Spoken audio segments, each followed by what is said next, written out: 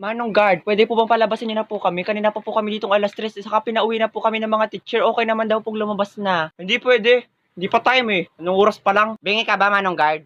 Kakasabi ko lang, ang pinayagan na kaming umuwi, nang gigigil ako sa'yo. Bakit? Yung teacher mo bang nagbubukas ng gate dito? Hindi naman, di ba? Kaya ako masusunod. Manong guard, nakikita mo to? Oh, lamunin mo, shoota ka. Kanina ka pa. Yan ang patunay na pwede na kami lumabas, may perma pa yan ng principal. Anong pakialam ko dyan? Ay, totoo ba yan? Hindi. Imagination mo lang yan, Manong guard.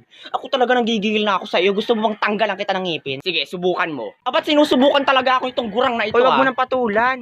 Kayo mga bata kayo, napakawalang galang ninyo, napakawala ninyong modo. Bakit ganyan kayo makapagsalita? Siyempre, may bibig kami. Ay, paano ba dapat magsalita? Nakasplit? Nakabalod? Nakatuwad?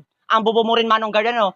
Ay, saan ba kami dapat magsasalita? Sa kilikili o ayan, kausapin mo? Layo mo nga sa akin yan, baka may pasabog ka pa dyan eh. Kung may pasabog man dito, yung hininga mo na yon, halos nga lahat ng bagang mo bulok na eh. Baka nga tinutubuan na yun ng kamote. Lalong hindi ko kayo palalabasin, lalo ka ng bata ka, napakasama ng ugali mo, siguradong wala ka mararating sa buhay mo.